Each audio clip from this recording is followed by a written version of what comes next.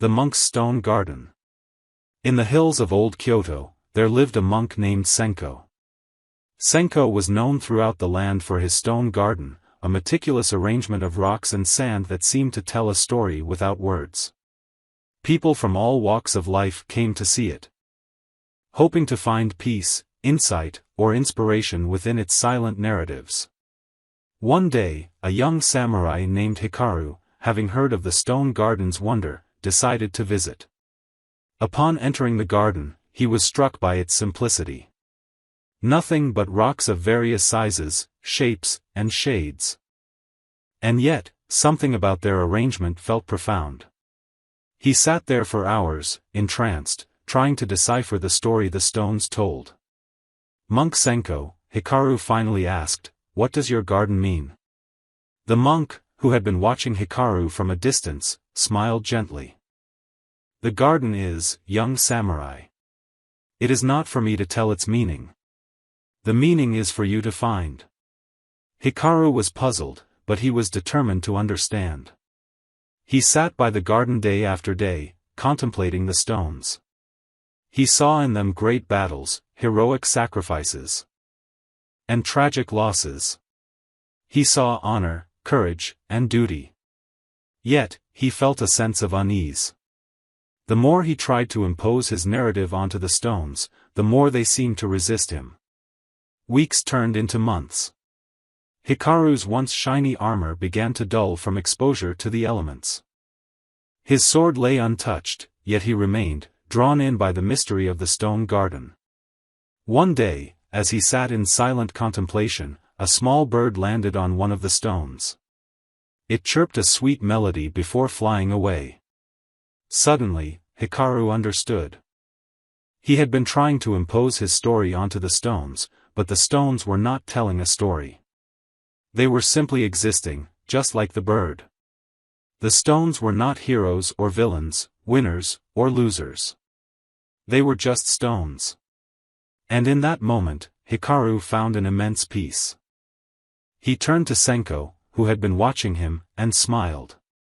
"I understand now. The stones do not tell a story. They simply are. And in their being, they are perfect." Senko nodded. "Just as you are, young samurai." Hikaru returned to his life, but he was changed. He no longer sought glory or fame. Instead, he sought to be, fully and completely, in every moment. And in his being, he found a peace and fulfillment greater than any battlefield victory could offer. Years passed, and Senko's stone garden continued to draw visitors. However, the stones began to change. Wind and rain slowly eroded them, and some were carried away by animals or curious children. Yet, Senko did not replace them. He simply let the garden change, just as it was meant to. One day, an old man came to visit the garden. He looked at the stones, now worn and weathered, and asked, "Monk Senko, your garden has changed. Will you not replace the stones?" Senko smiled. "The stones have not gone anywhere. They have simply changed. And in their change, they are still perfect." The old man was Hikaru. He had come to visit the garden one last time. He looked at the stones, and he saw not battles or heroes, but life itself. He saw birth, growth, change, and decay. He saw the cycle of life and death, the interplay of form and emptiness. He turned to Senko. His eyes filled with understanding. "The stones are not just stones. They are everything." Senko nodded. "Just as you are, old friend." And so, Hikaru passed away, his spirit as light and free as a bird. Senko continued to tend the garden until his own time came. And the stone garden, now wild and overgrown, remained. It was no longer a meticulous arrangement of rocks and sand, but it was still perfect, just as it was. Inspiration. This Zen story is about acceptance and the nature of existence.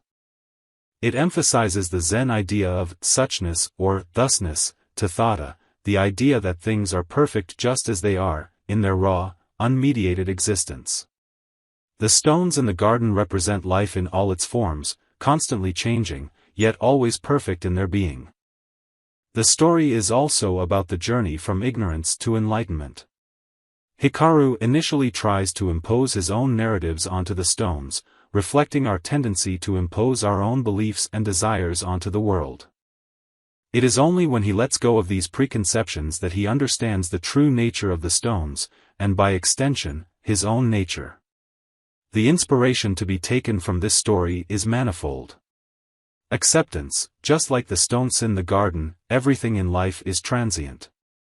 Acceptance of this impermanence can lead us to appreciate life in its raw, unmediated reality. Simplicity, the story underscores the wisdom in simplicity. The monk's stone garden was simple, yet profound.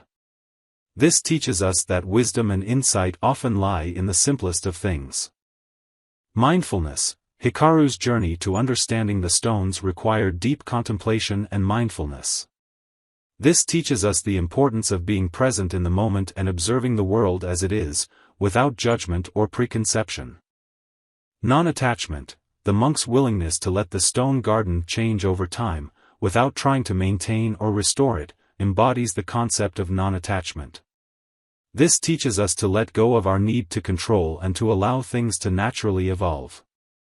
Ultimately, the story teaches us to see the inherent beauty and perfection in all things, to accept the ever-changing nature of life, and to find peace in simply being. It inspires us to live mindfully, to appreciate the simplicity of existence, and to let go of our attachments to narratives and outcomes. It's a gentle reminder that life, in its most basic form, is a beautiful and ever-changing dance of existence.